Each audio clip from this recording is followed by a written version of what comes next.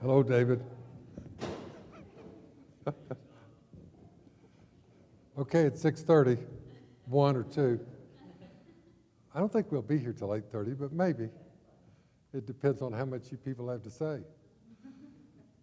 It's a public forum, and it's really for discussion. This isn't a presentation. I'm not sure why the chairs are sitting there, but any of us can come up and sit down on them if we want to. Yeah, well, that's okay. Anybody that feels like they want to come to the front can. But really, it's a discussion.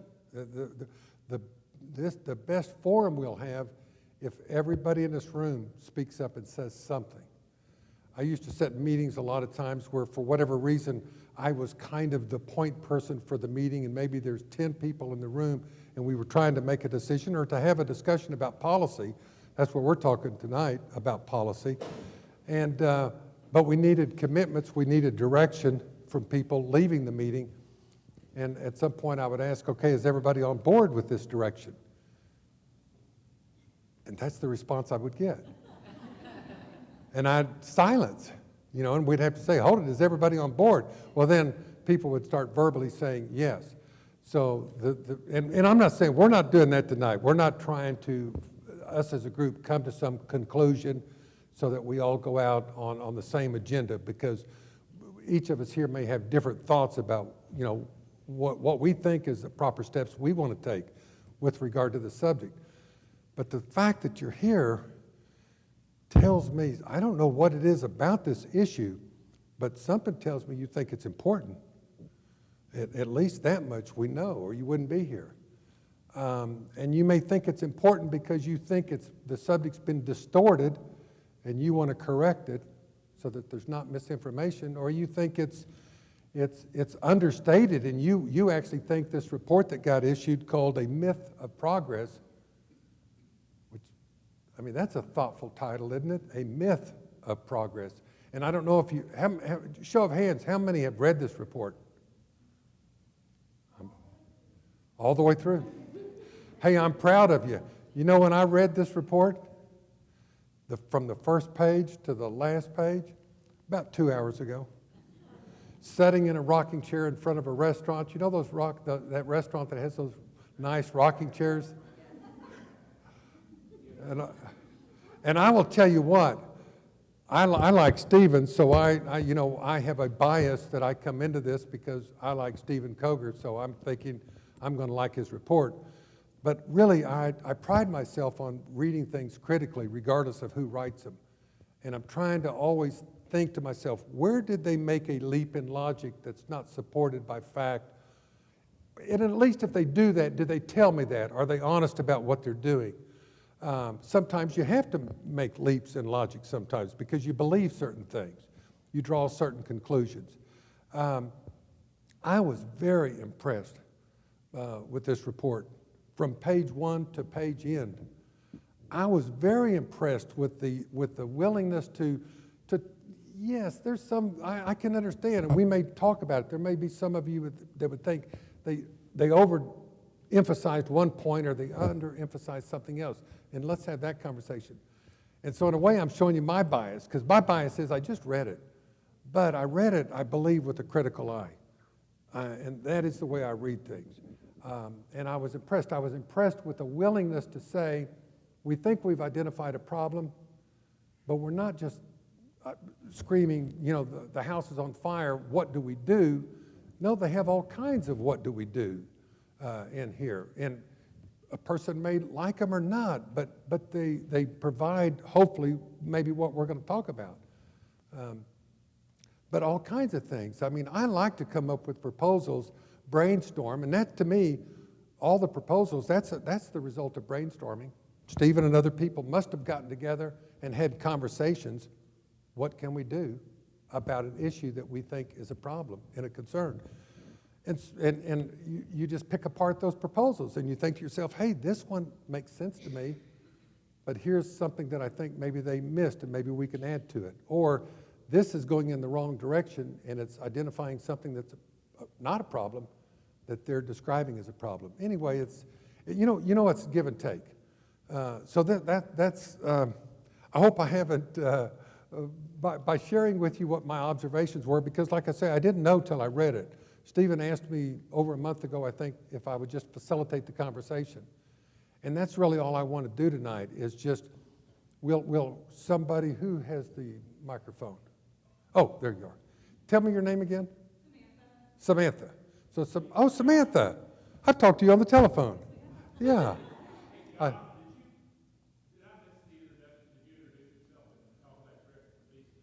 Okay, I probably didn't do that.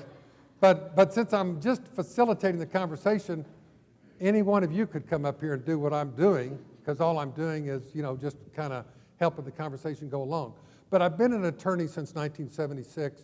I moved to Arkansas in 94. I worked at Walmart as a commercial litigation attorney for 18 years. Well, actually about, say, 14 of those 18 years. And then for 4 years, I was the primary lead attorney for Walmart's information systems data security team that was responsible for protecting all the data of customers and employees. And then in 2011, I had the honor of being appointed as a circuit judge in Benton County by Governor Beebe. A judge had retired early, so I was able to fulfill about a 2-year term, and that term was, the docket that I managed primarily was the felony criminal docket. Now, my whole career, I've paid attention to felony criminal issues in our criminal justice system. I've done kind of what they call pro bono or volunteer work almost my entire career. Any given time, I would have maybe one project, not a big project, but one case or two, on the back burner that I was working on. But when I served as a felony judge for Benton County, it was an eye opener for me. And I know at the time, lawyers questioned, who is this guy? Because they didn't all know me that well, and I'm an in-house attorney at Walmart for 18 years, and this guy's going to come in and run a felony docket? How's he going to do it? You know how I did it? The same way you would, because we're doing things today the same way we were 18 years ago, the same way we were 40 years ago. I mean, you could step into a courtroom today and it's not any different.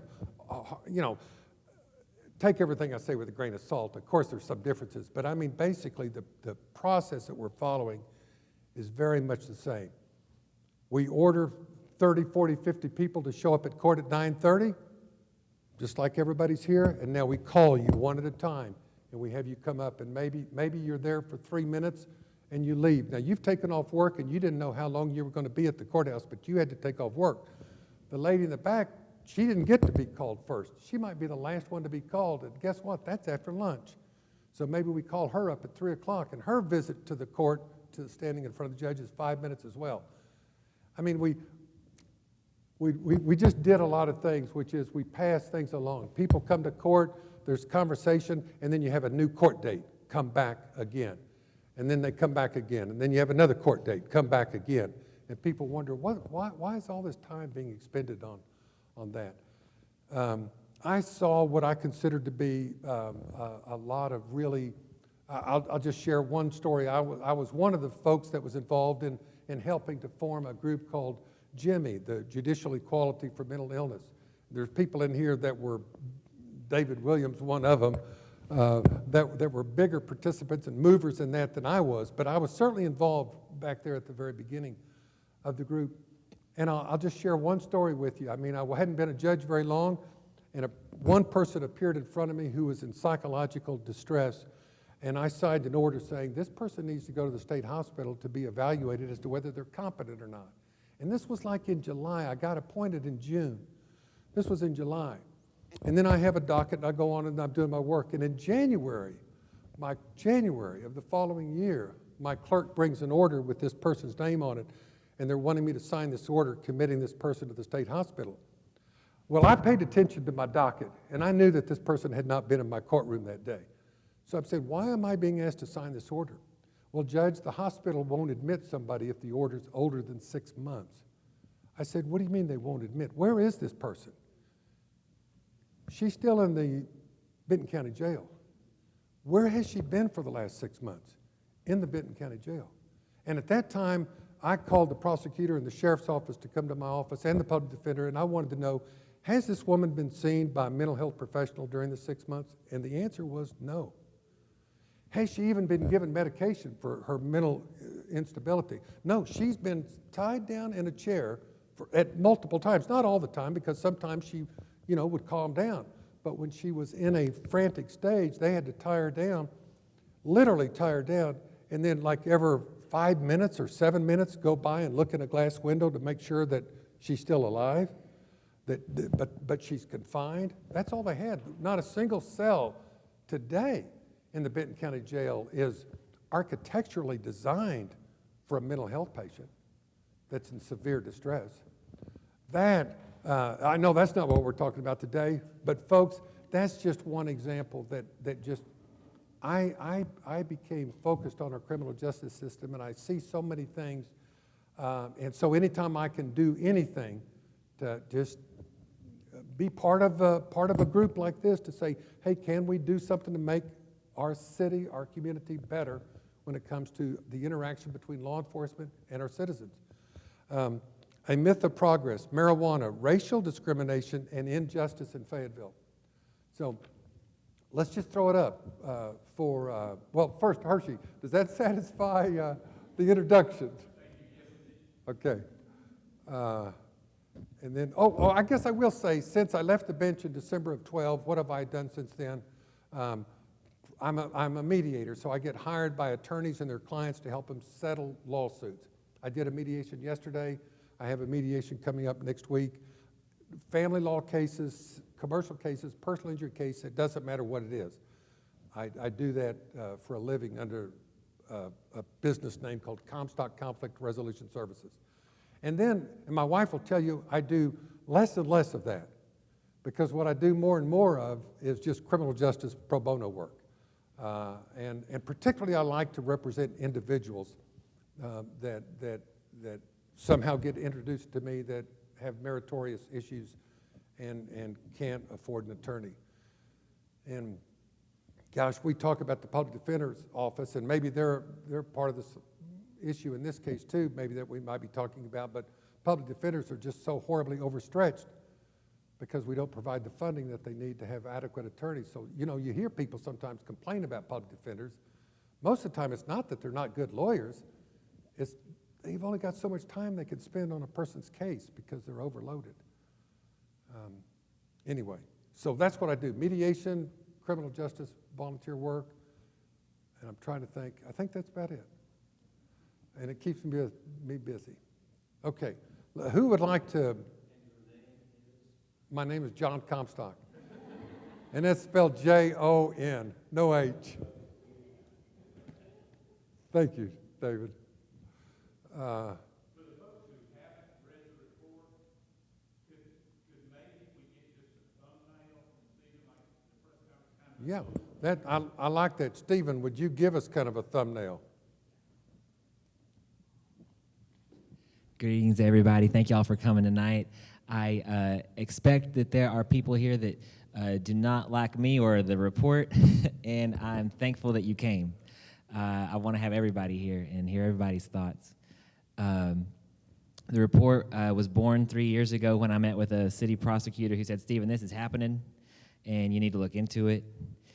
I had various friends, lovers who had been touched, damaged by the Drug Task Force for marijuana possession, and that also activated my care and my curiosity. And then there is a particular activist in the black community that pushed me and pushed me and pushed me and said, Stephen, you said you were going to have this report done already. Why isn't this report done? And thanks to his pushing and the arrival of another friend of mine, Madeline Porta, who's up here, awesome lawyer, we finally got this report finished.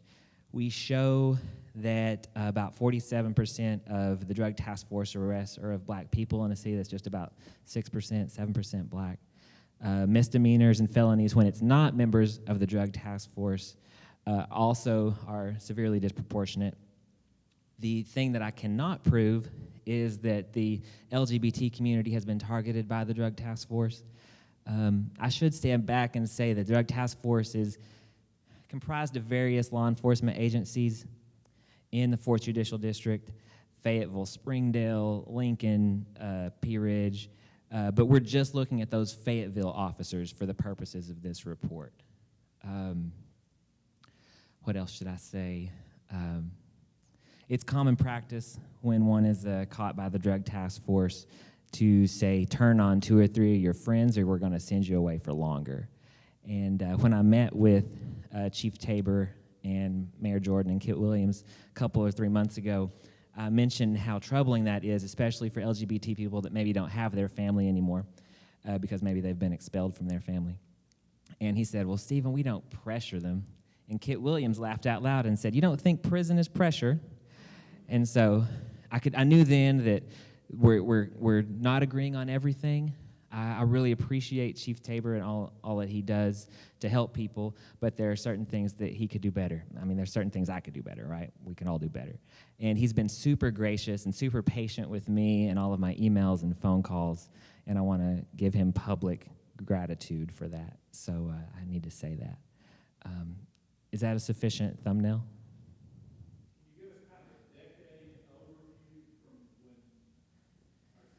Right. So in 2008, thanks for thinking of that history piece. In 2008, the people of Fayetteville passed by a significant majority an ordinance that said that possession by adults of marijuana should be the lowest priority for police and prosecutors. And sometimes that happens. So Chief Tabor said, Stephen, you know, a lot of times our officers are on Dixon Street and they'll literally take a joint out of somebody's mouth and step on it and keep going about their night because they have more important things to do. When I had a young person that I know be profiled and arrested, I called Brian Thomas, the city prosecutor, and I said, Brian, this is obviously profiling. And he said, well, I don't see it, and I'm not dropping the charges. So it's not the lowest priority, or it hasn't been. Maybe it will be now. But it's not. I'm really more angry at prosecutors than I am at the police because the police have a certain obligation to enforce the law. The prosecutors have an obligation to use prosecutorial discretion and disperse their limited resources appropriately in light of that 2008 ordinance. So, yeah. Anything else? How about maybe sharing, because you have several suggestions that you make. Essentially, tell me if I'm getting this right, you come to the conclusion that not only are we not making it, or Fayetteville is not making it the lowest of low priority, it appears to be that there's at least in comparison from 2008 to 2018, I can't remember the percentage, but it's a huge percentage increase, much more than what the population increase has been, or percentage-wise. So, Mom, do you remember how many record sealings have happened? Was it 200 since 2008? How many records have been sealed since 2008? Great. Well, right, that's what we're interested in, our district court. So there has been a significant increase in arrest, disproportionate to the 15% population increase in the city of Fayetteville. We can't say exactly how much because a lot of those records from 2008 will have been sealed. Those who have the resources and the time can go back and seal those records. So that's been done. So some of the increased percentage numbers are, I can't say that they're 100% spot on because we just don't know. We're working with Chief Tabor to see what those numbers are. Okay, and this is for circuit court. Okay. So how many was that? Okay, yeah. We don't have numbers yet from district court, which is where all these marijuana misdemeanors are happening, but hopefully Chief Tabor is going to be able to get those for us, and we can see what was that increase exactly. And one last thing for the folks that haven't read the report, you come up with several community recommendations. Right. And I'm not, you don't have to go into them in great depth, but kind of give them a little bit of a view of what that consists of. Great. So we listened to multiple community groups, multiple individuals, and formulated 4 solutions. One was an end to arrest by the police.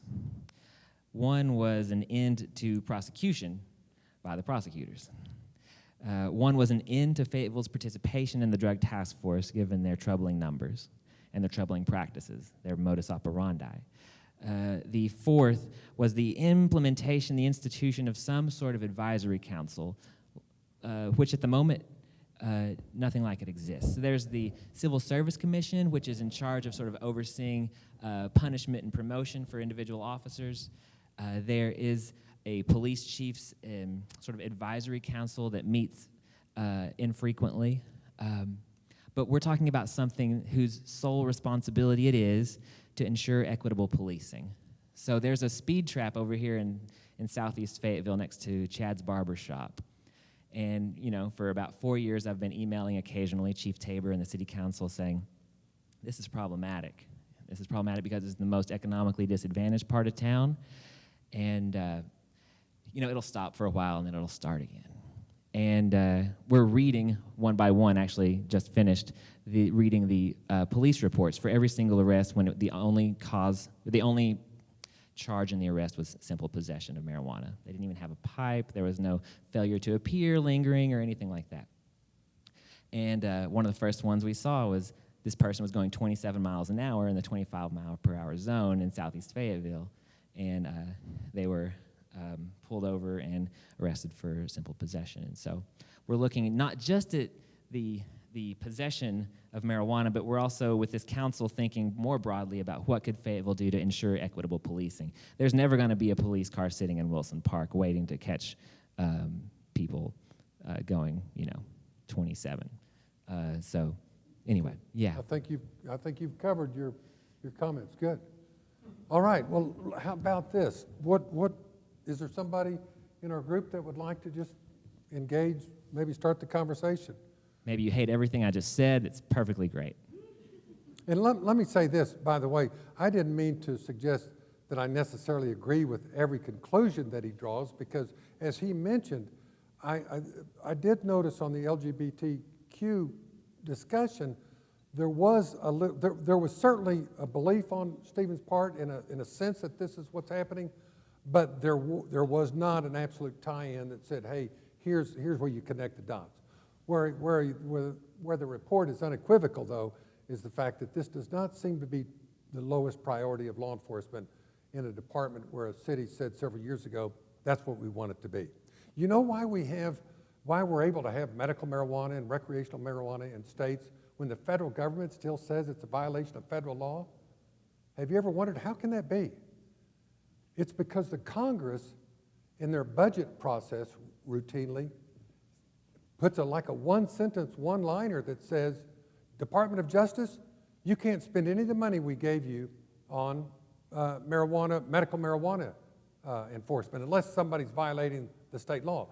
But just if they're complying with the state law, then you can't use the money we're giving you to prosecute them under the federal law. That's why you and I aren't reading about federal prosecutions, because basically the Congress has said our policy is, rather than using the words it's the lowest of low priority, we're just telling you, you can't spend any of the money we give you on that effort.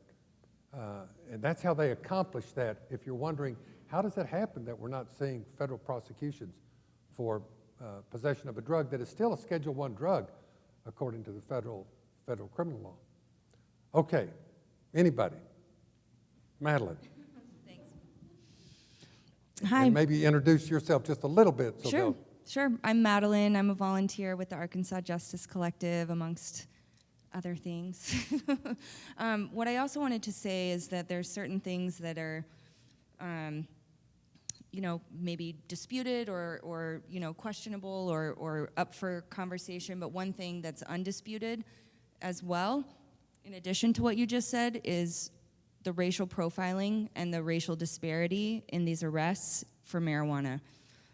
What I wanted to share, and these are just from the 2018 numbers, which have been basically accepted by the police department.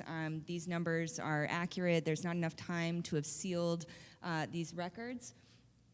So we know that the population of Fayetteville is 6 to 7% black, okay? So the percentage of people who were arrested for felony marijuana who were black was 37%. Okay, 37% of people that were charged with felony marijuana were black. 26% of people who were charged with misdemeanor marijuana were black. When we looked at the number of people who were charged only with marijuana, simple marijuana possession, misdemeanor possession, no other charges, we found that 38% of the people that were charged only with marijuana were black. And I want to break this down and tell me if it doesn't make sense, because I've tried to explain this stat and sometimes it seems like it doesn't make sense. So when we compared the number of folks who were charged with misdemeanor marijuana total, whether they're charged with misdemeanor marijuana plus paraphernalia, plus speeding, plus seatbelt, or just misdemeanor marijuana. Okay, so everyone charged with misdemeanor marijuana. 142 black folks charged with misdemeanor marijuana. Of those folks, 73 were charged with only possession. So 51% of black people who were charged with misdemeanor marijuana were charged only with mere possession of marijuana. And this is in a town that purports that this is the lowest law enforcement priority. As Chief Tabor has said, and I'm not saying that this isn't true or that this has never happened, that, yes, we go up, we see someone smoking marijuana, we take the joint and we throw it on the street. But whose joint do they take and throw on the street? Right? And whose joint do they not take and throw on the street? Whose joint do they put into evidence? And do they then cite that person? Right? So I wanted to just read one other report that we've been looking at the individual reports. This is a report of an arrest or a citation, which still the person is charged with a crime, has to show up in court, has to answer for that crime, and might plead guilty to that crime. This is a young person at Fayetteville High School. Here's the police report. It says, "We were working morning duty in the high school cafeteria. One officer was accompanied by another officer. One officer said he heard one student, a child, speaking about marijuana." Okay? So he was speaking about marijuana in a high school cafeteria. So they approached him because that was suspicious. And then they smelled the odor of marijuana on him. And they said that his hoodie is what smelled of marijuana. And he was escorted to an office, and he was searched at the high school where he attends. And in his backpack, in a small wooden box, so closed container upon closed container, there was a marijuana joint. And so this person was arrested and transported to the Washington County Sheriff's Office from his high school cafeteria where he was speaking about marijuana. And this child was black. Okay? So that's one thing that I just wanted to point out, is that there are some things that, and I think it's very important to talk about ceiling issues and talk about, rates over time, but one thing that's not disputed is that disproportionately the people who are being arrested for marijuana are black. And we know that that's not because white people in Fayetteville don't smoke marijuana. So I'll just leave it at that. Thanks. In fact, you probably know, Samantha, you probably know that national studies say that drug usage is generally equivalent among all the races in the country. What happens is there is a different level of enforcement. I noticed on the first page, Stephen had mentioned the drug task force. 47% of those arrested by Fayetteville Police Department's drug task force officers were black. That's the actual largest number that appears to be really skewed. So I think we have two things to talk about maybe. One is, just as a community, you know, are we on board, are you folks on board with having possession of marijuana be a low enforcement priority for the police department? That's what you said as a community in 2008. Do you still support that? But then the more, and that's almost an easy fix, and these suggestions that, you know, maybe you see somebody with contraband and you throw contraband on the ground and step on it, seems a little odd to me, but why not just say to the police officers, hey, listen, okay, if you're going to have interaction with people and you're going to do that, let's have just an incident report. Write it up. You don't have to give them a citation. You don't have to do anything. But it's kind of like a lot of departments have a policy. Let's say anytime an officer takes the gun out of the holster, you got to make a report.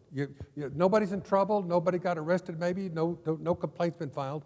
But the management of the team of the police department wants to know, what are my officers out there doing? And anytime you pull your gun out of your holster, I want to know. I'm the chief of police, and I want that information conveyed to me, and tell me a little bit of the circumstances as to why you did it, so that I can do what I'm supposed to do, which is supervise my department. Well, same thing with marijuana. If I'm told that marijuana is a low-level priority, and yet I now see that within the city there seems to be, at least on the face of it, seems to be a number of arrests that are way out of proportion with the population. Like I think somebody said, nobody's saying that this is all sinister, but it appears to be happening. So how do we manage that? We say to our police officers, hey, this is low-level priority, but I need to know what you're doing out there. Because I have these stories, I tell somebody, you took a joint from somebody and you threw it on the ground, but I mean, did that happen once this week or did it happen 50 times this week? I'm the chief of police. I don't have any idea because I don't get any reporting. That's an easy fix. You have them tell you these kinds of things so you can kind of get an idea, what is the interaction with the community? Because if you're telling me that it doesn't all lead to citation and arrest, it's not that I don't believe you, I just don't know that, and I don't have any data to back it up one way or the other. So that's one thing. But the other more troubling thing is this racial disparity. That's the one that even, gosh, you just have to think to yourself, okay, where is that coming from and what's causing that? And let me just say this, from stuff that I've read nationally, it's not unique to Fayetteville. It's still part of systemic issues in our country. I was just reading an article in Colorado where they're one of the states that have been, you know, the freest in terms of recreational marijuana and things like that. But you still have limits, and you still have protocol as to where you could smoke it and things like that in Colorado. It's not just a total free-for-all.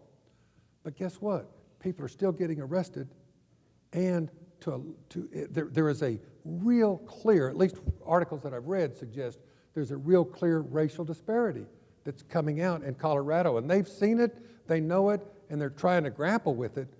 But it's because of studies like this and reports like this that help law enforcement communities come to grips with it. Because what's hard for people to say is, I'm racially biased. Because I would say, you know, maybe you guys heard Joe Biden say the other day, there's not a racist bone in his body. Well, all I can say is, I've taken some of those racial bias tests, and I don't think any of us would come a clear, clean 100% that says we don't have some racial bias in us. That's just, we're human beings, we live in this culture. The important thing is, do we want to be aware of it? Because if we're aware of it, then we can do something about it. And to me, that's what this report is about. This is not castigating people as evil. It is saying there's a problem. Do we want to do something about it? Can we do something about it? So how about anybody here? Anybody want to address the question of, what do you think? Is there a problem from a standpoint of over-enforcing or from a standpoint of the racial disparity? Does the report persuade you, or is there something about the report that those two conclusions are not even, you don't have confidence in them? What do you think? Anybody?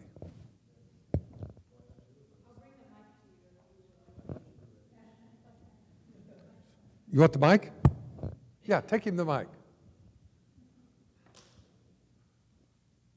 You can introduce yourself if you want to. My name is Glenn Siegel. That's enough, I guess. That's enough, okay.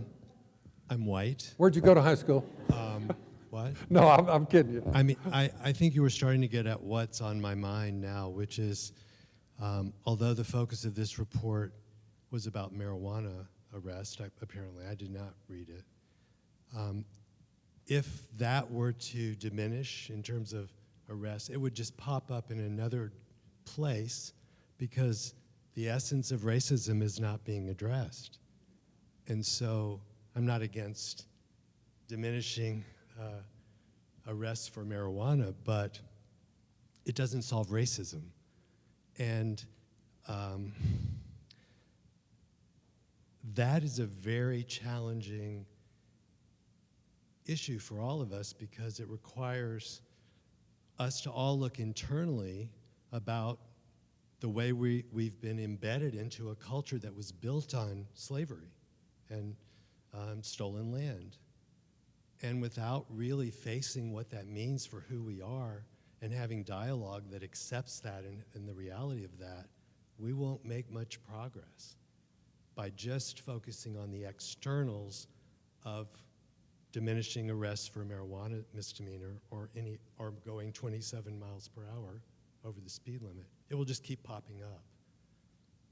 So I just wanted to broaden the perspective of what we're up against in terms of needing to face the fact that this culture is totally built on a white supremacist structure. And until we face that, we're not going to get anywhere. You know, if anybody heard what he just said, and if in your mind you're thinking to yourself, I don't believe that. I don't believe that about our culture. I don't believe that about our country. I would just recommend 2 books to you that literally just came out within the last year. One is called Solitary by a guy named Albert Woodfox, who is the person who served the longest period of time in U.S. history that we know of in solitary confinement, 40-some years before being released. And he's like, I mean, the guy is angelic almost in terms of his attitude towards people and our society. But read that book, and it's not just his story about him, because all the way interwoven in the story is you're going to learn about the history of our country a lot. And then another one called American Prisons, which is about private prisons in the United States, written by a guy named, I can't think of his first name, I want to say Bauer, B-A-U-E-R is his last name, but American Prisons. And it does the same thing. It tells his story. He's a reporter for a magazine, and he gets a job inside a prison for profit, a private prison. But every chapter, it weaves back and forth. It's real time as to what he's doing in his job in the prison. And then the next chapter takes us back to some point about maybe convict leasing after the Civil War and the Jim Crow laws, and they're just different things. You just learn a lot of history. And you find out to what extent. I mean, I've heard black people say something to the effect of, black people built this country. I mean, I've heard that phrase said. I'll tell you what, you read these 2 books, and you'll be hard pressed to challenge it in a sense, particularly in the South where it was really the railroad and the farming and things that went on. But anyway, it's just I'm just saying, if you think what that gentleman just said, if you're thinking, I don't believe that, then the reason I read so much is because I feel like I have an obligation to educate myself more. And I will read any book that anybody puts out there in front of me and suggests I read. Whether I think I'm going to like it or not is not the test. It's if you suggest it to me and you want me to read it because you think I'll learn something, I'll read it. And I would just, yes. Yes. Could some subject matter expert, and we've got half a dozen of them in the room here, address the impact of being arrested and booked, just that impact has on the trajectory of a person's life? Anybody want to talk about that, the impact of an arrest? Good evening. I don't think I'm a subject matter expert, but being a black man in America and the work that I do as it relates to civil rights and working with Samantha and working with Stephen and working with Madeline and working with David and working with most of you, I can answer that I have several friends who have been arrested for various things. Most of them were very small things, driving unsuspended, not having a seat belt or things like that. So what happens, they'll see that, the police will see that, and then they'll do like maybe a sobriety test. And then they'll say, well, oh, I noticed this, and I noticed this, and I noticed that. And so they're booked in, and let's say they're booked in at 10 o'clock in the morning. They're not booked, they are taken in at about 10 a.m., and they're not booked in until about 12 hours later. So what does that do? They're forced to miss work. Then they have to hire a bondsman. And these individuals aren't already making a lot of money. And so then guess what happens? They get suspended from work because their name and their face, their information is posted on the Washington County website for everybody in the United States to see. So they're out of work. How can they pay their fines? How can they live with this? So to piggyback on what you said, the marijuana arrest is a small fraction. It's a small piece. This is about racism. And until we're able to realize that and accept that and work toward eradicating it, we will continue to have these problems in one of the most liberal places in the South, and that's Fayetteville. And so I'm very thankful that Stephen has done the work that he's doing. I was one of the people that told Stephen, you have to do this. I met with Mayor Jordan. I serve as chairman of the Fayetteville African American Advisory Council. And these are challenging moments for all of us because we love Fayetteville. And I serve on the Civil Service Commission. So I'm one of these people that I help hire and promote and unfortunately discipline officers. So when I go in to do that, I'm thinking I'm representing the entire African American community. My job is to protect the progress in Fayetteville. But it's a really hard job because of racism. And Samantha and I was going to allow her to make this announcement, but we're working on something here in Fayetteville that I believe will certainly put a dent and impact what's going on as it relates to racism. So, Hershey, did I answer your question? I did, okay, thank you. Thank you, thank you. Samantha, did you want to make an announcement? I wasn't told that I was going to make an announcement, but DeAndre and I have been working on a statement about, I don't know if you've seen the news about Milwaukee declaring racism as a public health crisis, and this is linked to what Hershey was inviting, is that the impacts of racism are not only economic or related in those sorts of ways, but they also have implications for health. So when someone is arrested, their stress levels, the stress hormones in their body, living in a state of fear, all of that impacts the way that your body functions, your lifespan, all of those sorts of things. So we've been working on putting together a statement and an invitation for our city council to make a statement about racism as a health crisis and to work on trying to address that. Okay, this gentleman had his hand up, and then we'll come to you, if you don't mind. Is that okay? I just want to speak on the effects of being arrested and all that. I've had a family member just recently get in an accident, stuff happened, and everything's put on him, and it's ended up being like, whoa, he was arrested for DUI, yet he blew nothing, and all his tests came back positive, and it's just being arrested. Sometimes, like, you can't travel because you can't drive because they suspend your license. Or, like he was saying, your face is out there, your name's out there. And it's like, oh, okay, we'll hire you for a job.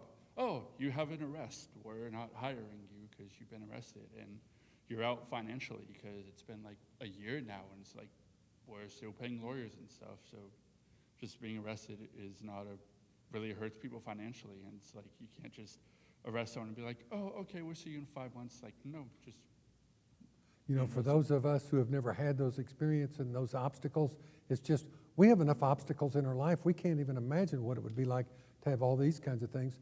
I did some work for legal aid a few years ago after I left the judge position, and Goodwill, as a part of that effort, we engaged in a survey of landlords in Northwest Arkansas, and they called about 300 different landlords, commercial landlords.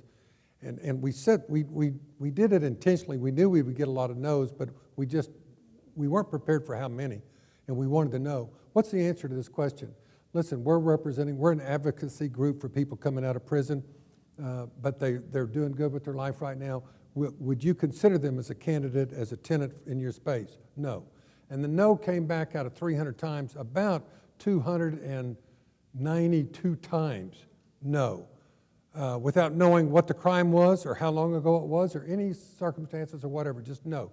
And the people who said yes, that they would consider it, were basically what I would call mom and pop landlords. They had, you know, a few houses or apartments to rent, but they weren't any of our big landlords in the area. So just even finding a place to live.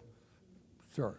Yeah, so I had a couple questions to a couple of different people here, but does the city of Fayetteville, the police department, and or apparently the judicial part of it as well, the prosecutors, do they have some version of racial programs, you know what I mean, that they like, they do?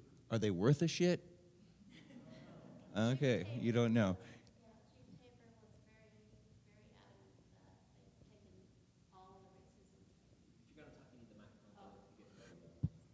Do they do some Sorry. racial bias training?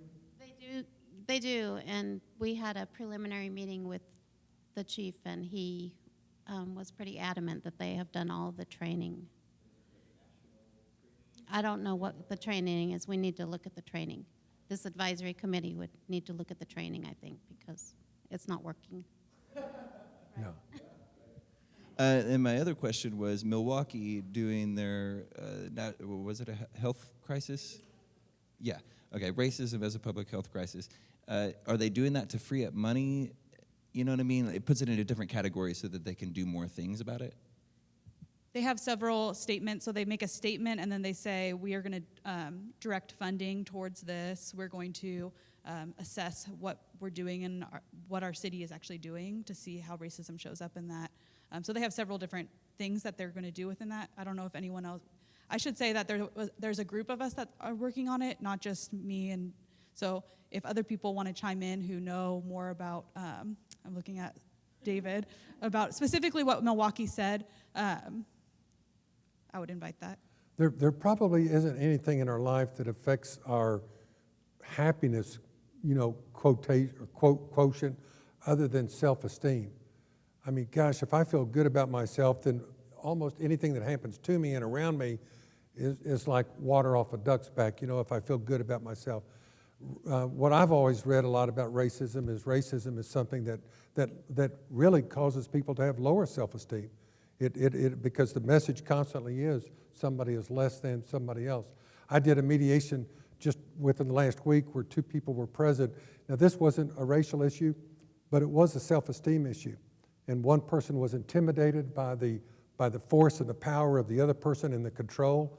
And the person who had problems with self-esteem and couldn't make decisions for themselves, or at least they were maybe not as well thought out. So anyway, I see the logic of saying it's a health factor for sure. Yes, sir. We ordered T-shirts, part of Black Lives Matter, and the T-shirts, Black Boy Joy, Black Girl Magic, a lot of the slang, but there was also one that we've had for maybe a couple of years now, and it's Unite Against Racism. Unite Against Racism. How is it offensive? Unite Against Racism. Imagine walking in Walmart. Imagine walking in Sam's Club. Imagine a young person saying, I really want to wear this shirt to school, but I really want to do this, but I really want to, would like to wear this shirt to class, but that's the reality that a lot of African Americans face here in Fayetteville. Serving on the Civil Service Commission, I've received numerous people. They've called me about different issues with the police department, and none of these issues involved marijuana. Driving while black.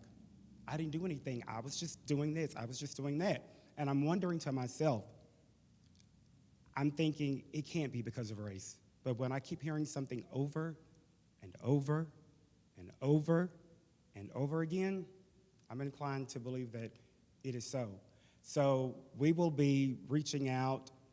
Samantha and I will be sending out an email. Those of you who are interested in helping us, develop more language about the public health crisis, we will be sending that out next week. There's a pledge to sign, but this is not just a Black Lives Matter issue. It's not a Episcopal issue. It's a Fayetteville issue. And so we're asking all of you to please help us.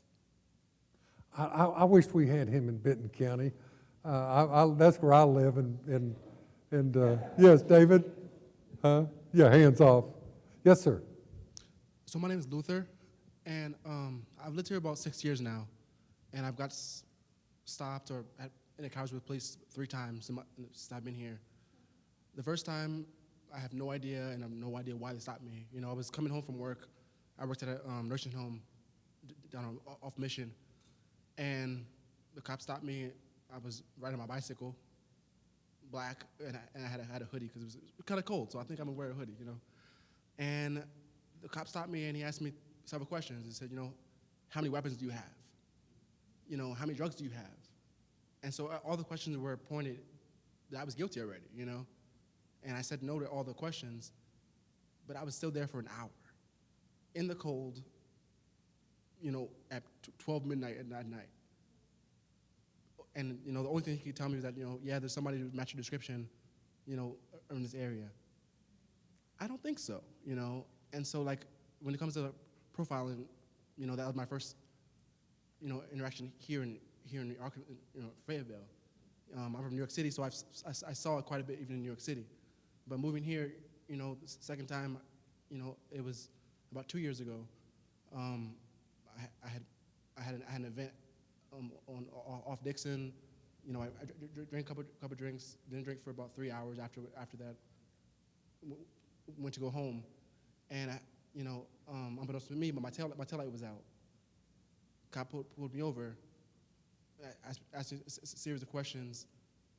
That and at this point, as a black male, seeing the news, being able to see family members, mistreated across the country, only thing I was saying was, please don't hurt me, because I wasn't worried about how am I gonna get out of this, or any things that I have friends who told me that they would have been in this situation, they would act differently, But I was trembling the most of the time, and that fear of law enforcement isn't just made up. It's just something that's is in this country and here in Fayetteville as well, And I ended up blowing a .1 over the limit. I was, told my friends afterwards, oh, you shouldn't have accepted the blow test, I didn't know that was an option. Because as a child and as a black male, your parents are not so concerned about you getting out of the system. They're so concerned about you surviving, you staying alive. So when they tell you they tell you these things as growing up as a kid, don't do this, do this. They're all in that lens of saying, hey, this is how you stay alive. Whereas, a white individual, that's not the same conversation that they have with their children. And my friends have told me these things, And so the last time it was here a few months ago, a friend of mine went to go see a movie, I can't remember exactly what movie it was. One of the Marvel movies now, and there's maybe about maybe 3 dozen cars leaving the movie theater after the movie got out. This is about 2 a.m. because it was the premiere. The cop stops our car, and we're there for 45 minutes. And again, it's me in the passenger seat, just not sure what's going to happen. The cop made a remark about, after my friend had responded to him asking, hey, can I have your license and registration? She went to go reach for that, and the cop's response was, hey, what are you reaching for? And she being more bold than I was at the time, said, hey, my wallet, where most of the time that's where your ID is. Yeah, it's a different conversation when it comes to blacks, even here in Fayetteville. And I feel like, we are, having this conversation finally, and marijuana is just one of the subjects. Me as someone who doesn't buy or deal with that issue specifically. For years, living here in Fayetteville, I would say, people that don't know me, people that never met me in my life, they'll message me or see me on the street. Hey, do you have the hookup? Just because the racial bias. Oh, I'm black. He must know. I'm black. Oh, he must sell. And so I feel like it's something that goes beyond just like marijuana. I mean, that's daunting. I had an experience recently with a Hispanic family in Benton County, a man and his 2 kids. He works in a janitorial, they have their own janitorial service, and they're leaving a building late at night, did nothing wrong but get stopped. But as they're getting stopped, the lights are on, the conversation between them is all about their personal safety. It's all about kids, don't say anything, listen, be careful, be quiet, put your hands out on your knees where the officer can see them. When my kids, my kids were their age, in their 20s, mine are 30 now, 30 and 31, but when they were in their 20s, if I get stopped with them, I mean, the conversation is, Dad, what did you do?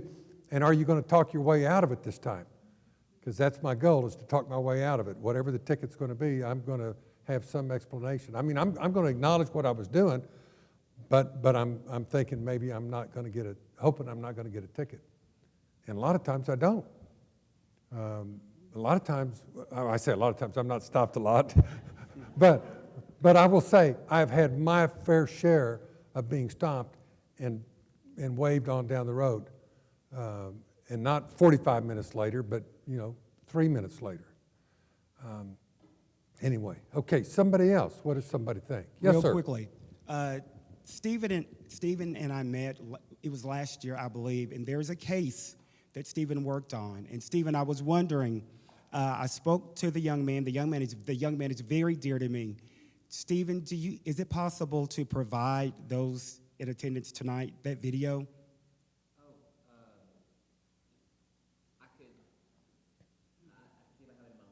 Okay. The young man did say that we could use that video, and when this incident happened, I went to the chief, I talked to the chief, and I said, we don't want this to go viral. We have an opportunity right now to address it. Well, obviously that didn't happen, and this was clear racial profiling. Racial profiling, black and white. And the young man to this day is impacted. He tells me, he said, every time I drive, I get nervous because, his whole life. Imagine trying to get a job, and the officer said, well, at least it's marijuana, and it won't show up on your record. And a black man in Arkansas trying to get a job in any type of drug arrest shows up, really? So if Stephen will do what he can, I think, to share that video, but I want you guys to see what happened, and this is just not a one-time thing. This has happened several times. And so I think that if you see it, it will give you the opportunity to better understand exactly what we're saying as it relates to racial profiling. Yeah. How about anybody else that hasn't? I know some of you are sitting there, you got something on your mind you want to say. David. Well, my name is David, and Samantha said speak, so I'll speak. There are 2 takeaways from the Milwaukee study that really struck me as visionary. One is that they recognize that the health of any minority group in the population, or the lack of health, impacts the health and the economy of the whole population. This is a city that has 40% black. And they're saying for all of our people, minorities or not, to be able to live to the full extent of the quality of life and the quality of economy takes all of us being healthier. So there is an enlightened self-interest in whites as well as blacks profiting from dismantling racism. The other thing that was so impactful for me is that their governing body decided that this was so important that they organized themselves for this to be a major strategic initiative, this whole idea of racism negatively impacting the personal and economic health of people. So while we're talking about 4 possibilities of initiatives here, those are small steps in the direction of what seems to make sense. There needs to be comprehensive strategy that touches at all points in order to ultimately deal with the issues of dismantling racism and of coming up with practical ways that work. Enough said.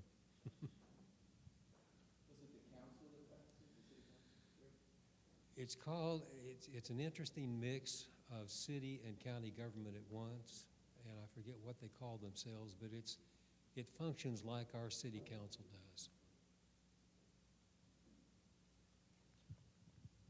I just had a question. I just wondered, how did the police chief in Fayetteville react to this information? Were they surprised? You know, did they commit to do anything? Well, let's see, where is Stephen? Stephen, you're going to respond to how the city responded to it. I will say there was an editorial in the paper just the other day, and I read the editorial before I had read the report. And I would almost encourage you to read the editorial and the report, and maybe do it in the order I did if you haven't read either one yet. Read the editorial first, because if you read it, you'll get a sense that this is a very, I don't know, just an agenda-driven report that didn't have a lot of credibility and seemed to be thin on facts and strong, broad on conclusions, but not much meat in it at all, and was basically just kind of complaining. And I had my antenna up when I read this report, and it was anything but that. I was very, very surprised by all the statements that were made. But anyway, the question was, of course, you've met with the mayor, and I think, and with the chief of police after the report was issued.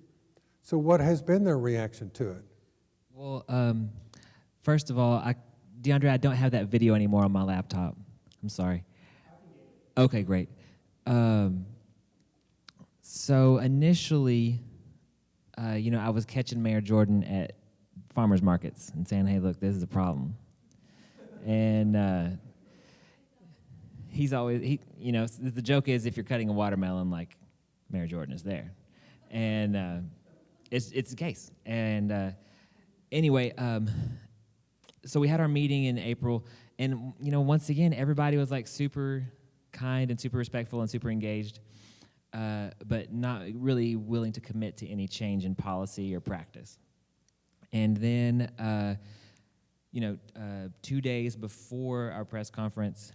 And your press conference is when you released the report? Exactly. And that happened just when? The 27th of June, okay. Thursday, yeah.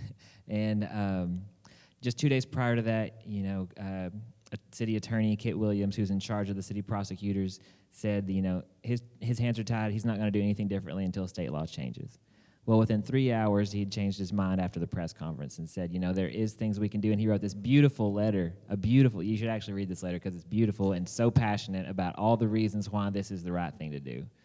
And so he had a total 180, and I'm so thankful to him that he did. The city council has been super caring, responsive.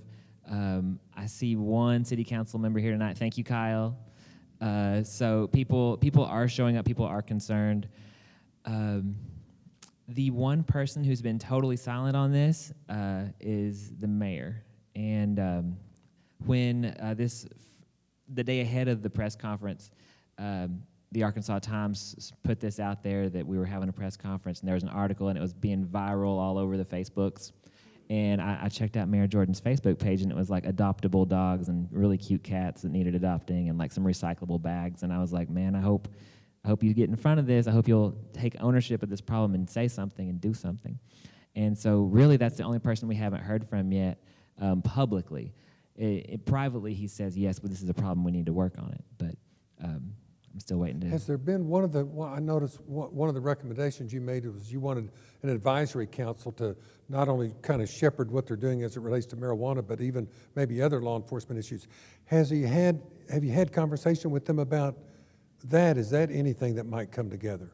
You know, when I spoke before the city council at their last big meeting 2 Tuesdays ago, 2 Tuesdays ago, and mentioned that, you know, he nodded at me as I was speaking about it, but that's as much as I've gotten out of him about it. Okay. No commitment or anything.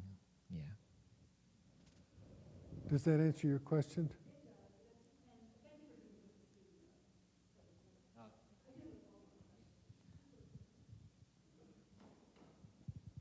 So I was just kind of surprised. I don't know if anybody knows the answer to this question or not, but why did you have to do all that research in the report? Why isn't it that the police department just, you know, makes that data available? Why aren't they looking at it on like a monthly basis, to, you know, at their own record to see if they're biased or not? So I do want to respond to that.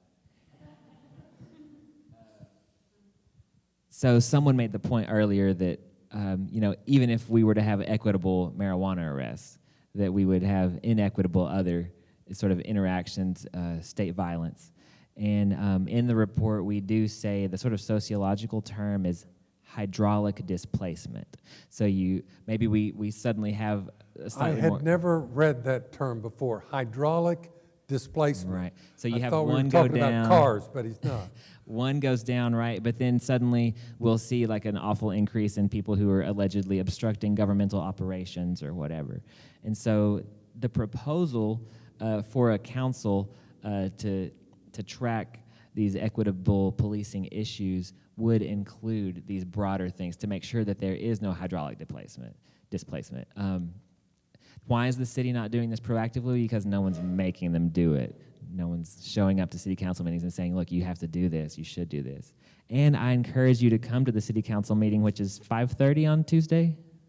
5:30 on Tuesday on the second floor of City Hall, just down the street, 113 West Mountain.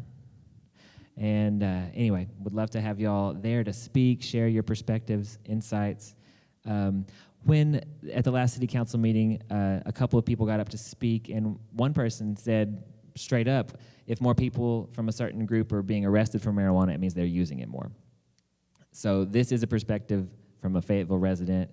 Another person said marijuana is a gateway drug to meth. And so this is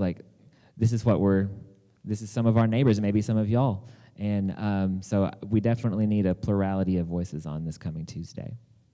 And I would just offer the comment too that, I mean, it's like any city, county government official, for the most part, I mean, they are busy and they have a lot of, you know, things that they're shifting around. And so they can't be focused on everything. So what they need is they need citizens to actually say, this is important to me, or that's important to me. And that's why it's not necessarily that they're not willing to share, even though sometimes maybe they would rather not. But a lot of times it's just, they didn't think about it. They're doing whatever it is they're doing in their normal job, and it just wasn't a priority for them. That's why citizens who are represented need to decide, does it matter to you? And 9 times out of 10, I would venture to say, if you approach the city and you wanted to know some information, it may take a little bit of teeth cutting to get it the first time around, but I think if you stick with it, you'll get the information that you want. I have a question. I thought I saw somebody's hand over here. Oh, go ahead. Yeah, I have a question. You've talked about the solutions that you're proposing, and you've talked about the initial reaction when you met with these city officials. Can you talk a little bit about what the pathway to those solutions might look like? Who has the decision-making power? What will influence them? And if there is a point at which that decision will or will not be made, like a vote or a bill or something like that.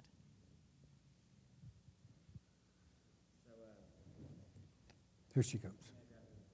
Sure, absolutely. It's your report. So we do have a chart in our report. It's on page, gosh, well, I don't know what page it's on. It's towards the end, and it's called The Power to Change. And like I said, the city's been so cooperative through all this. Blake Pennington helped, that's the Kit Williams deputy city attorney, helped me understand who has the power in these situations. So think of Mayor Jordan as like the chief executive of the city, and he can tell the police chief what to do. The police chief may or may not listen to him, but if he doesn't listen to him, Mayor Jordan could fire him and find a new police chief, with the city council sort of approving the person that he finds. So I guess to answer your question, you know, to who could make an advisory council for this? This might be a better question for our city council person, but I would say some sort of collaboration between the mayor and the city council could appoint someone. I would love for it to be a paid position, so, you know, me and Madeline don't have to you know, not get paid for hours and hours of work to produce something like this. But it's actually someone's job.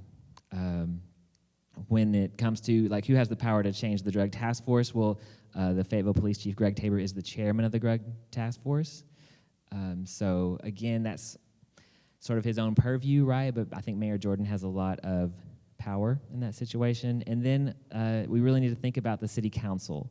The city council has the power of the purse. They're the legislative branch, so they can say, we're not going to fund the drug task force anymore.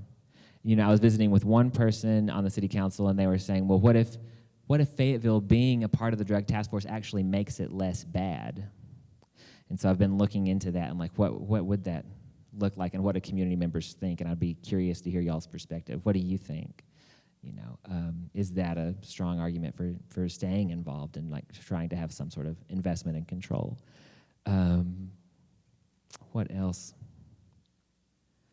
You know, after the press conference, I got a text message from a city council person who was like, I love what you're doing, but some of the emails I'm getting are not very nice.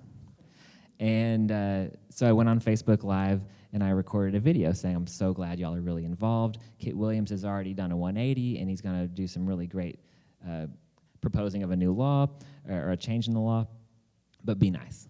And in that video, I mentioned the 27 mile per hour in a 25 arrest. And Chief Tabor saw the video and emailed me the following Monday and said, could you send me that police report? So kind of to, I guess, your question, like, why are we doing this work? Like, why did I have to send him the police report? I mean, yeah, it's a good question. And again, I would love for the city to have like a paid position to like do this stuff full time.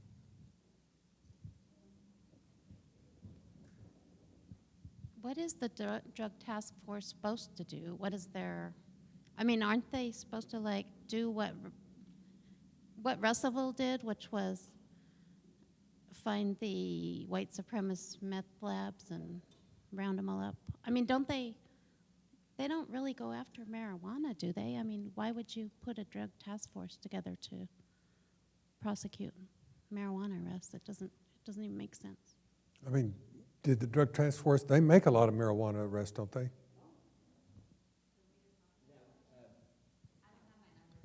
So we have a community member that's gone to the last few drug task force meetings here, and I'm going to give her the mic. And also, I want to put this on your radar. Your drug task force, you have public meetings every month. Did you know that you can attend and you get to hear what the summaries are of how they're spending your taxpayer dollars to keep our community safe, to police drugs? Some months when we've gone, they've actually gotten more grams of marijuana off the street than any other drug. That's an incidental drug that they pick up, they say, when they go for something larger. Oh, thank you. They go for something larger like meth. Because we do still have, meth is still a tremendous issue in our area, and they're looking for the manufacture and the delivery of that.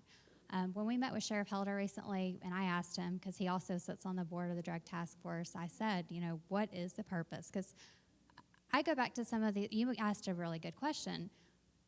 I got into conversations, and this whole thing, you kind of have to back up, and I was asking conversations around what was going on with the county, with the detention center being overcrowded, and you start kind of peeling back the layers of the onion, and it's all these different feeders of things that happen, like the drug task force. And I was surprised with as forward thinking as Fayetteville is when I tried to look at, well, Fayetteville and Springdale are the biggest drivers of arrests that go into the detention center. We have to, as a progressive Fayetteville, we're having a policing conversation. I know my town. We have a bazillion committees. We're forward thinking. We're looking at these numbers. We got smart people in our community. We're slicing and dicing this data, and we're having these conversations. And I was absolutely surprised when I tried to go and approach my city that there wasn't a committee, that there wasn't an ongoing conversation, that some of the numbers that I was bringing forward, because I was looking at national trends and some of the things, Vera Institute of Justice studies, and this was nothing that they were having discussions about. So some of the things that Stephen was doing kind of were going on in the background, and then our group was doing some things, and we kind of collided. And there are conversations. I want to applaud. I mean, we've sat with city council members. There's been interaction and involvement with them and their interest about how we solve it. The mayor is very responsive. He even told me, I mean, talking about it really troubles him because he feels like he spent his career really trying to work on racial disparity, trying to make sure we have racial justice. He told me that he was very enlightened. He read White Fragility recently over the last several months, and that's really resonating and ringing his ears.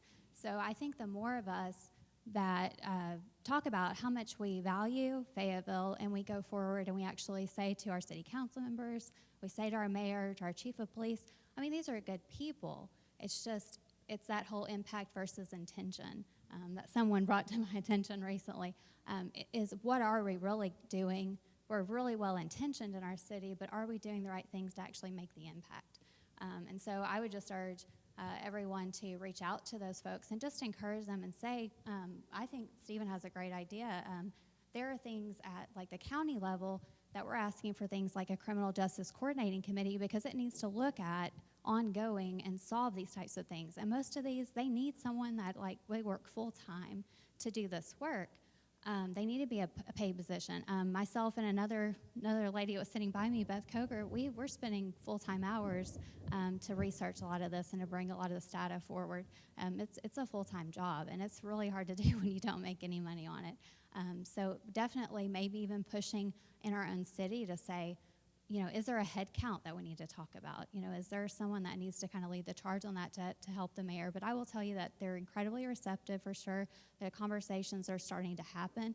We're just further behind than we'd probably like to say, as progressive a city as we are. But going back to the 4th Judicial Drug Task Force, I would just encourage, if you guys are ever available, it rotates around between the cities that participate. This month, they're meeting in Springdale on this coming Wednesday at the Springdale Police Department in the CID room at Wednesday at 1:30. The more they see citizens showing up, when we showed up to the first one, it took getting through 2 locked doors in the Fayetteville Police Department to attend a public meeting, and they were shocked when we walked in the door. They have never had citizens attend, but they were welcoming. They entertained all of our questions. They understood that we were trying to learn and that we were coming from a good place, just trying to understand. But we also, we all have to stretch our budgets. And, I'm a stay-at-home mom, and I gave up a career, and I'm living off of a small income with my husband and my 2 kids. We have to figure out how efficient we can spend our dollars. We as taxpayers, too, have to figure that out as well. And I have to ask, with the $200,000 that Fayetteville contributes to the Drug Task Force, they get state, federal money through grants, but $200,000 a year, I just have to say, are we getting our money's worth? And other taxpayers need to say that too. And if we're not having monthly meetings, if we don't have metrics and we don't have the data, I don't know how we know that. So I just encourage you to reach out as well. Wednesday at 1:30. Yeah, and it's in Springdale at the CID room. And it's a public meeting, so please come. Springdale Police Department.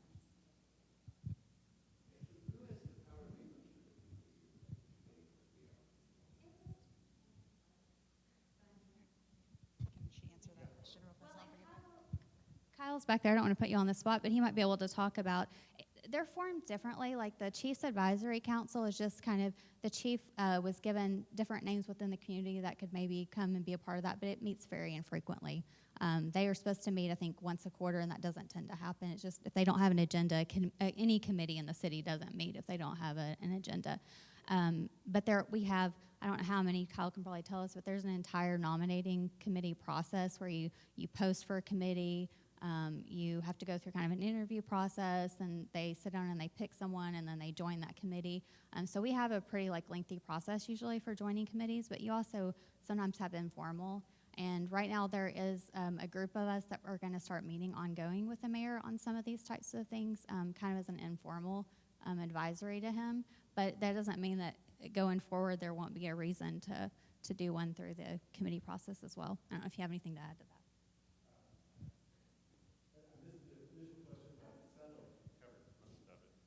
Nothing more to say? I'm happy to fill in the gaps. I wanted to thank Stephen and Madeline and anyone else in the room who worked on this report. My son is African American. When he was in his late teens, he got into trouble with the cops a few times. The first time he was drinking with some buddies of his who were all white, and he was the one kid who came home after getting arrested with the black eye.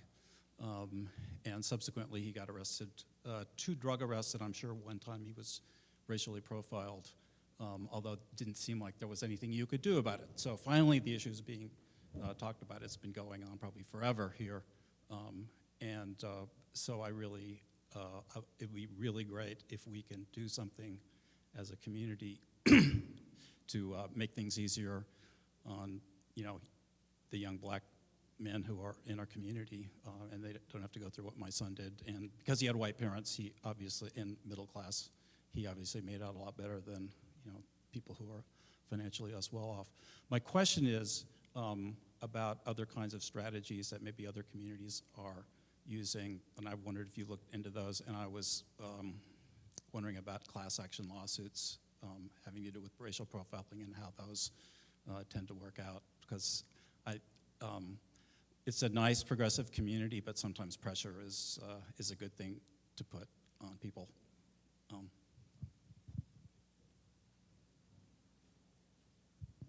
So we are in touch with a couple of renowned law firms, nonprofit law firms across the country that did express interest in potential litigation. One of them did point out, though, that to perform this sort of lawsuit would require $500,000 just for the statistician alone, to look at every possible excuse that the city could find for these numbers.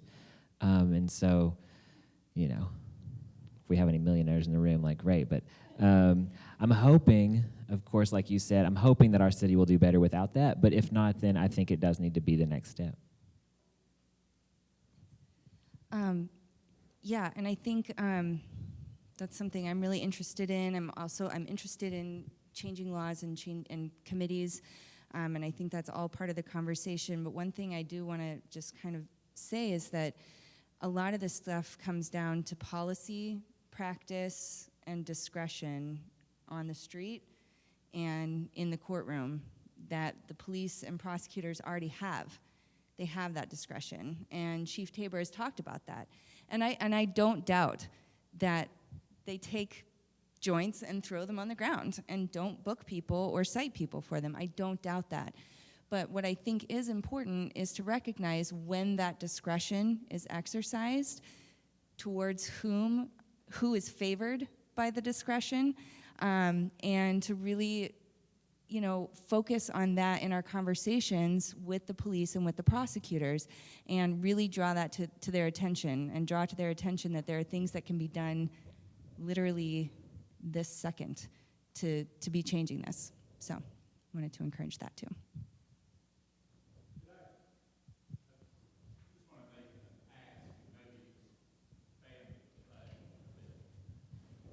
There's been incredible work done. I'm Hershey Garner, and I'm a 40-year resident here at Fayetteville. There's been incredible work done to move us forward, but we must pay attention. We were within a couple of votes of spending $38 million of our tax money to increase the size of our jail 30%, when we jail more people in this county than any other county in the state, and significantly more than the county averages around the country. We were that close from making that capital outlay and then increasing our ongoing expenses, because when you build the beds, they will fill them, and expanding our annual expenses several $1 million to pay for people to fill the beds. That crisis is stopped thanks in no small part to several people in this room. The report addresses one issue, cannabis. As somebody who's been involved in healthcare, I can tell you cannabis is one of the safer drugs we have on our streets. It should never have been made illegal in the 50s, and half of the population of this country lives in places where it is not. So cannabis will be legalized across the country in the next decade. So that's one issue that we can address by deprioritizing it and keeping their feet to the fire to see that they do it. The other issue on race, that is something we have got to work on. But there are several things we as a community can get involved with. We can't affect very efficiently the county. They do have a problem. The sheriff has got people sleeping on the floor. That is an issue. We are lucky a federal judge hasn't mandated something be done immediately. So if we can't control the reservoir, and we don't want to spend tens of millions of dollars to make the reservoir bigger, what we can do in Fayetteville is control the flow. As the largest pipeline to the jail in the South, we can shut that flow down and get those people off the floor and take those dollars and do something like mental health services. So how do we do that? Well, you recognize everybody's doing the best they can with what they've got and what they know. The sheriff says people get brought in here, I have to keep them locked up till they bond out in the way they have to do it now. You recognize that, so you relieve his overcrowding problem. The police chief and the prosecutors say we can't ignore laws being broken, so when we find it, we've got to deal with it. So why do we have to lock them up? Why do you have to take a single working mom or a working guy going home at midnight off a shift and either cite him or arrest him? Well, because he broke the law or she broke the law. Well, are there other alternatives? Can we have a community that will say, rather than locking them up, either give them a warning or give them a ticket and then let our community say, we will step in and make sure they go to their court appearance. Because when somebody gets booked in for a failure to appear, and what is that? Is that a $1,500, $2,000 a bond? Oh my gosh. So somebody doesn't make a court date and they're locked up. So the $50,000 is not reachable for most people in this community. So they go to a bond person and they're out $5,000. That is also not reachable. So we are imprisoning poverty. So the judge has the option to release that person. A lot of them are released on their own recognizance, and John can talk about that some, or they can be released to an organization that will guarantee their appearance. And that's what we as a community could do. We could have a group that every week would get a list of the people who have court dates, call them, text them, say, hey, do you need a ride? Can we get you down there so we can get this issue resolved and you don't live in fear every time you see a policeman or you hear a knock at the door? So there are a lot of things we can do. There are half a dozen moving pieces. Cannabis is part of it. Racial profiling is a big part of it. But getting people to use the discretion they already have is a big part of that. But what we as a community have to do is we have to prove they don't need to lock people up. So if we can get together and come up with a plan and approach the judges and the prosecutors and say, give us 6 months to not lock people up and see if we can decrease and this has been done across the country. This proof of concept has already happened. We know if people get a call or get a text and have an offer of a ride and just have somebody to take away the fear of what's going to happen if they go down there. We cut down on people not showing up for their court dates, and they do need to show up for their court dates. So there's a lot of things we can do, and I hope in this space and with this group, we figure out over the next few months how we can take the people off the floor at the jail down there and make them have a pod that's empty instead of needing another one to fill. Well, I don't know how you got notice of this meeting tonight. I don't know how you got this notice tonight, but just stay alert to things, because maybe there's going to come an opportunity for you where you could help do some of the things that Hershey just mentioned. The only thing I would just correct him on technically is you don't have to guarantee that they show up in court, because nobody can do that. Bail bondsman can't do it. Nobody can do it. What you do is you just agree to assist. You make reasonable efforts. So like he said, people that get reminders, people that get help with transportation, the failures to appear can go down. Myself and some other folks have sat through what they call the first appearance of people that have been arrested. And just one example, I mean, just sat through it for 2 hours, and you know what you'll see? You'll just say, a lot of poverty. I mean, you just see these people and you just think to yourself, my gosh, how much blood can we get out of them? They don't have any more to give. They're poor. They're poor, and they literally are living on the edge of our society, but they happen to be someplace where somebody doesn't want them to be, so the police pick them up, they get arrested, they get taken to jail. And I just saw person after person after person stand in front of that judge, and most of the people were known to the judge because they'd been arrested so many times. They hadn't been to the penitentiary because they didn't warrant penitentiary. They weren't a danger to anybody, but somebody wanted them off the street, and they were off the street. It was a sad thing. Now, the reality of it is, what we know is in this county and in a lot of our counties, a lot of people don't come to court. There's failures to appear. And we want to try to have an inroad on that. So this isn't, again, the medical marijuana, but just stay alert to the opportunity if you're interested in trying to just help folks get back to court and keep them out of that cycle of going back to jail. Beth. Hi, I'm Beth Koger. I'm Stephen's mom. Thank you. I just want to kind of touch on what Hershey said about paying attention. Back in January, I went to my first quorum court meeting. I didn't know Sarah. She happened to be there too. And the meeting was coming to a close, and this ordinance came before the court. It was there were two.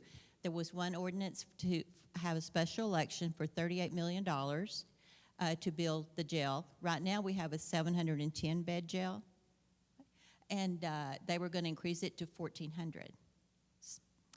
And you have to ask, where are those people coming from? Because those beds will be filled.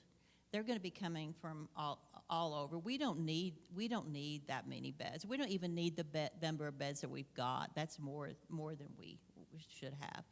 But they even had a date in the ordinance when the special election would be. It was going to be March the 12th. So they were so sure. And I believe it was 2 votes. Was that correct, Sarah? As you remember it too? Okay. It was a long time ago. But after that, I got a call from one of the JPs, and he said, I want to thank you and Sarah for speaking up, because if you hadn't spoken up, that was going to go through. Now, I'm not saying that to get credit, for us to take credit for it, but I'm telling you that people aren't paying attention, and if we don't pay attention, that's the kind of thing that's going to happen. And they were ready to. The other one was for $14 million for communications equipment. And so we have to pay attention. We have to be present. And after that first meeting, one of the chairman of the jail committee meeting, who had not been very nice to me, came up and said, I'm sorry, but I'm just not used to having people here at the meeting. Usually you can take a bowling ball and roll it down and it won't hit anybody. So that was the start. But I want to encourage everyone to pay attention and to come to the quorum court meeting. There's a really important quorum court meeting next Thursday at 6 o'clock at the courthouse. that, for instance, there's the one thing that will come up will be whether or not they're going to fund an independent criminal justice feasibility study, and that we need funding for that, and that will be voted on. The other one is whether or not, help me, Sarah, to fund the ombudsman, and that's something. Those things right there could help a lot to take care of over incarceration. Oh, yes, the study, if we could get this independent study, and I want to stress, it needs to be a totally independent criminal justice reform study. The one study that has been presented was prepared by the architect, the bond counsel, and the contractor who would build the jail. And of course, they decided that we need a bigger jail. So it is important. If everyone here could come, that would be great. You don't have to... Or write and contact your JPs. You can go on their website, and there's a link where you can write all JPs at one time, or you can just link and write your own JP. How many of you in here know who your JP is? Okay. There's if you go to the county website, there's a map, and you can click on and find out which district you're in case you want to contact your JP. Yeah, thank you. Sorry. I mean, that just think of this, the serendipitous nature of the fact that these two showed up at a meeting, didn't know each other, and potentially did influence a decision at the time, and now the jail is, at least it's not on the agenda in terms of, okay, we're going to build this double the size of the jail. By the way, when she made the comment, somebody did that if you build it, they're going to fill it, you know. They will, and I would say to you that if how we make decisions about who to put in jail, those are policy decisions. They're not crime decisions. You know, crime is not changing all that much. People committing crimes. I mean, people are doing the same things we've all been doing, you know, forever. We're not all coming up with new ways to commit crimes, and we're not that much more criminal than what we were in past years. But policies have become more restrictive. There's more of a willingness in our society, I don't know why, to take away liberty. We say we're the land of the free, and we love that liberty, but we take it away. You know, we have 5% of the world's population, and we have 25% of the world's incarcerated population. On a pro rata basis, we incarcerate more than China. We like to say how bad they are in Russia and North Korea, but on a proportion basis, we incarcerate a greater rate. That's, to me, is appalling. I don't know how we do it. Do we say our people are all that bad? They're all criminals? No, it's policy decisions that get people in jail. And the good news is, hey, listen, if the policy stays the same, they need a bigger jail. They need 700 beds. 700 beds won't even be enough because they're going to just keep locking people up. It's people that have got to say, no, let's change the policy about who we put in jail, and let's put dangerous people in jail. But my gosh, go to these, what do they call it, first appearance docket, and see these people struggling to walk up in front of the judge. You know, and I'm not kidding you, I'm not exaggerating. People that just, I mean, a man comes wheeled in with no legs on a wheelchair, and everybody knows him in the courtroom, the prosecutor, the judge, everybody does. Because why? Because this old man sits out on some corner where somebody doesn't want him there. I don't want to sound like I'm attacking the people running the system, but what I'm saying is, if we don't get appalled and if we don't want policies to change, they won't change. Because these are good people. The judge is a good person, prosecutor, attorney, but they have found a way in their minds to live with this. They go home every day and they come back to work the next day because they don't really see how to change it either. They feel trapped by the system themselves. That's why they actually need us, and they want us to be a thorn in their side. And I say a thorn in their side, really, it's not necessarily just a thorn, it's an impetus. I mean, how many times have you done something in your life where somebody said, you bugged me to death until I did something. And then you're so thankful that you did it. Government folks are the same. They are the same. Yes, it irritates maybe a little bit because you're getting in their space, But at the end of the day, they appreciate our involvement. And like I say, they need it. Somebody else. So we have just about 16 minutes left before we wrap this up. 18 minutes. I'm bad at math. And I just want to say there's a Facebook group if you do want to get involved in these issues. The what are y'all called? The Arkansas Justice Reform Coalition, if you want to get involved in that. The Arkansas Justice Collective, we have our own Facebook page as well. I would eventually like to get some sort of court watch program set up in Washington County. If you want to be involved in that, let me know. And I encourage you to go to the Drug Task Force meetings and to go to the City Council meetings and to go to the Quorum Court meetings and really make clear your desire. Yeah, so, yeah. Anybody that hasn't spoken yet that would like to speak, I would love to hear from folks who have been silent but have been itching. Two over okay, here. Great.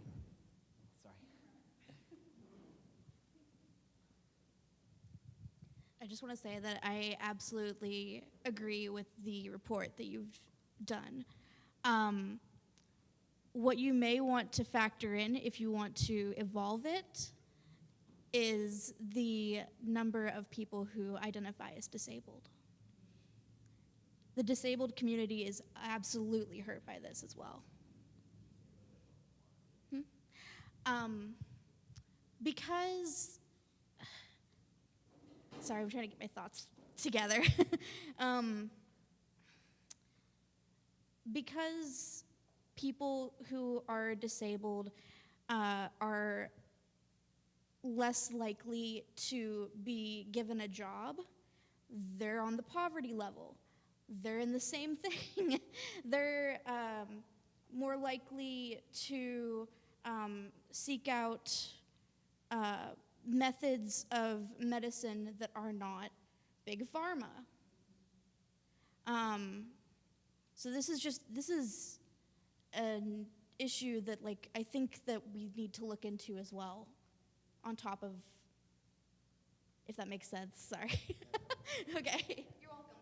Yeah, thank you. Yeah, thank you so much. Yeah, the report could be more intersectional for sure.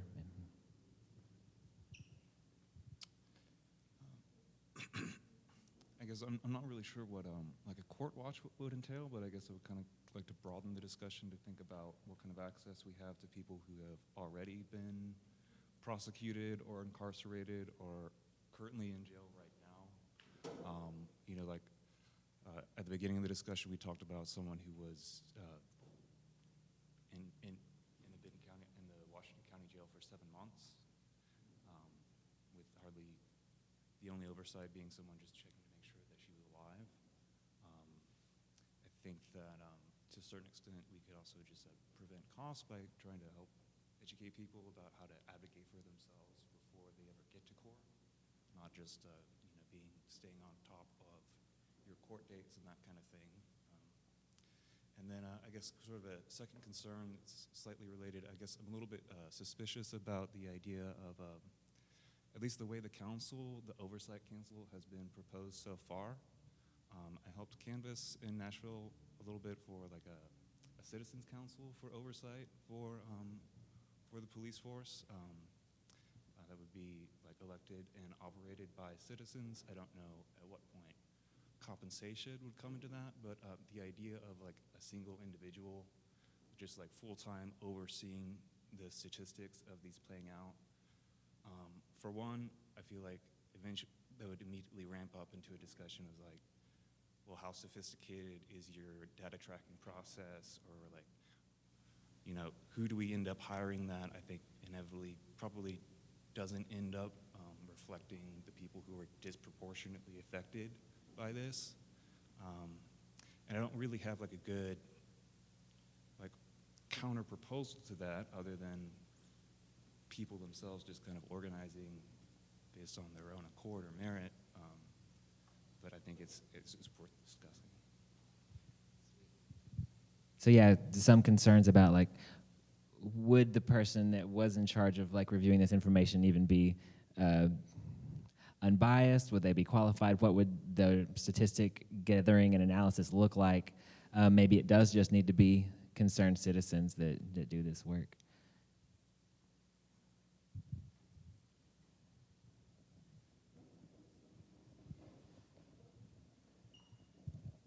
Hello, my name's Derek.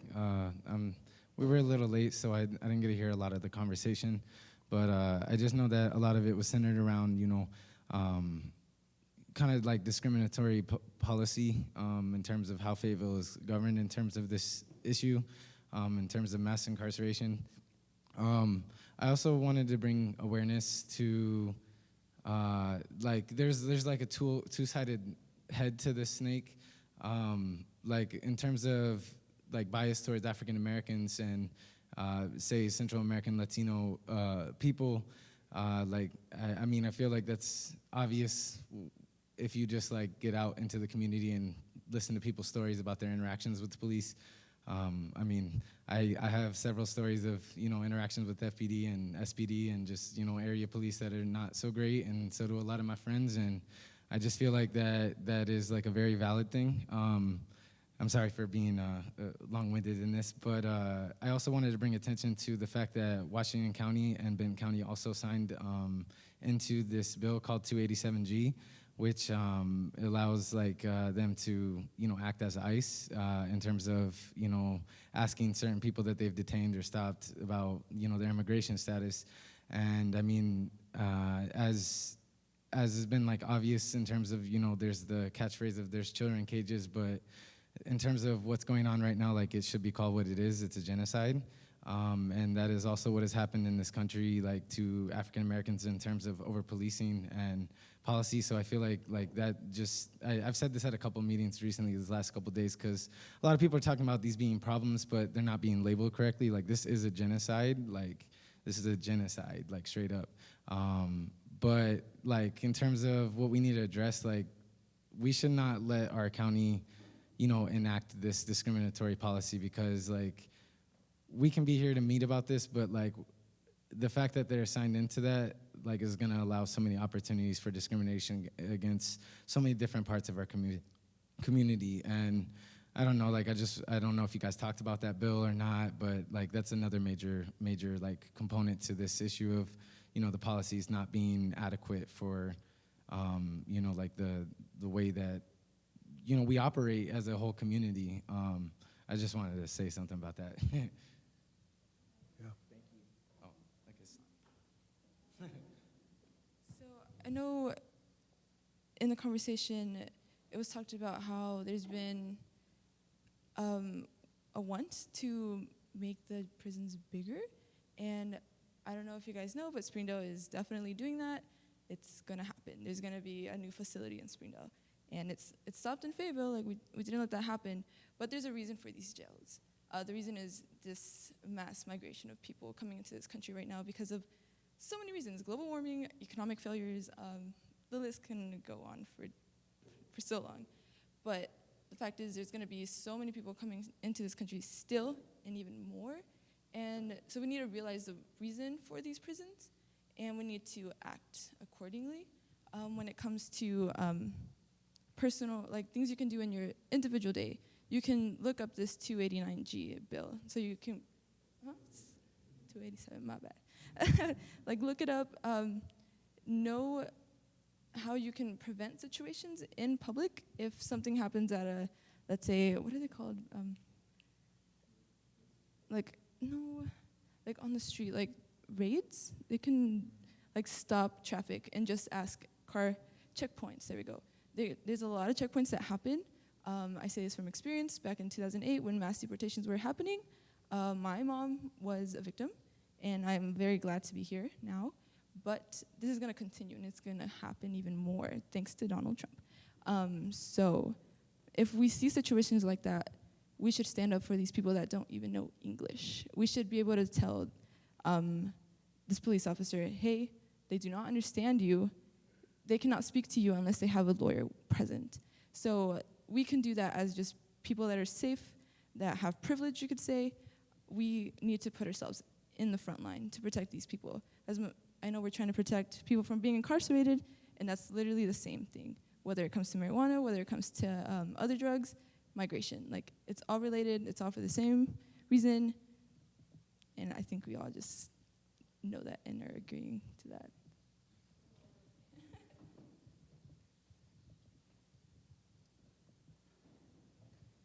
You know, if I couldn't hear a lot of what she said, and I apologize to you for that, but I heard one thing. If you care about a problem, you got to get close to it. If you're not getting close, then you're not really, I mean, gosh, I remember somebody a long time ago told me, John, anybody can write a check. If they got the wherewithal to do it, you can write a check and donate to your favorite charity. But get down there and serve the meal, or get in front of that police officer and say, even though they're saying, stand back, when you're saying, but this lady doesn't understand you. She doesn't understand you. Get back, you're obstructing justice. She doesn't understand you, officer. Get in their face and tell them. That's what I heard her saying.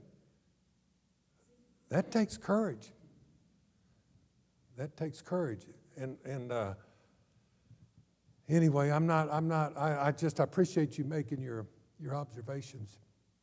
I think we have to get close to these people, to anybody that's facing discrimination. And the more we intellectualize about it, the more we distance ourselves from it, the less effective we're going to be. Okay, somebody else say something. Somebody who has not said a word. I know you've got some wisdom you could share with us. I always like to tell people in a mediation, they come to a mediation, they think I'm going to help them settle the case because that's my job. But I always tell them, the wisdom really isn't on this side of the table, because I usually have them sitting across from me. I say, the wisdom in the room is right here. You folks. I actually don't live in Washington County. I live in Benton County. But like I say, I'm jealous of Washington County because I feel like you folks, I mean, I'm very pleased with the turnout for this session tonight. And I would like to think that this many people would come to Benton County on a similar conversation. But somebody sitting there hasn't said a word. Who wants to say something? Because listen, whatever you say, we're going to be listening to it till like a pin drops on the floor, because what you have to say has meaning for us. Sir, yes. I guess I just wanted to clarify. So when leaving this meeting, what is the most effective action that we can take? So would it be to email Mayor Lionel Jordan and ask him to ask that of the sheriff, or is it to email the prosecutor? Both of those things, or attend these quorum court meetings? Like what is our best direct action that if we all left this meeting and did that it would apply pressure to creating a solution?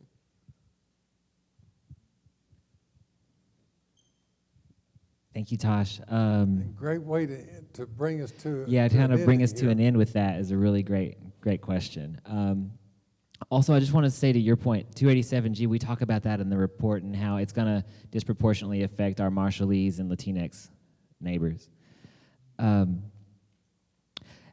would think really like what to do after this, if you do want to see some change in these policies, and maybe not everyone here does, but if you want to, it becomes incumbent upon all of us to start showing up at the city council meetings and start showing up at committee meetings that might be a little boring or drab, but not only for the quorum court, but the city council and the drug task force, even if you have to go through 2 locked doors and up an elevator, to really show up and ask questions and keep track of information, and then share that information, share what you learn on social media and share it in conversation. And if you want to get more deeply involved in sort of organizing, you could email me and I can try to connect you with other folks that want to do that sort of work.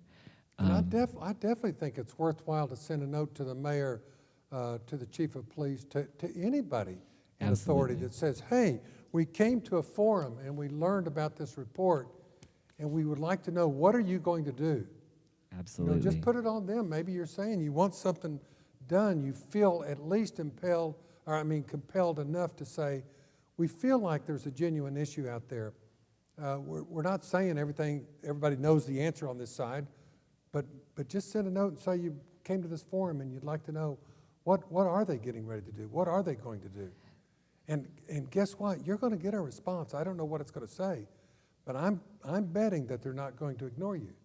So on my organization's website, arkansaslaw.org/Fayetteville, we have sort of pre-written letters to the mayor, to the city council, and to the city attorney who is in charge of the city prosecutors.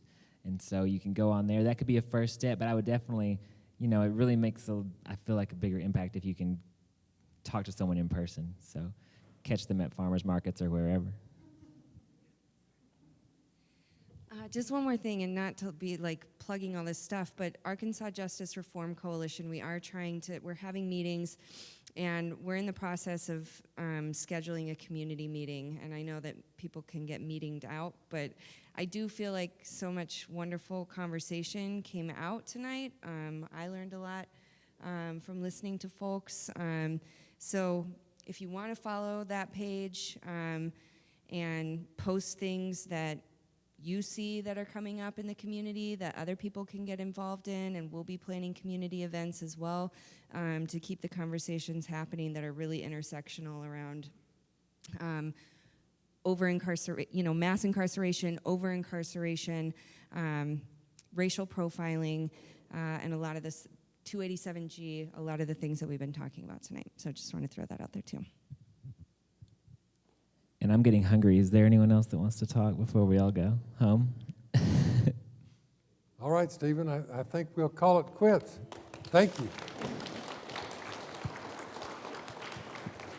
And maybe one more hand for Stephen and Madeline too. And I don't know who else was involved in the report.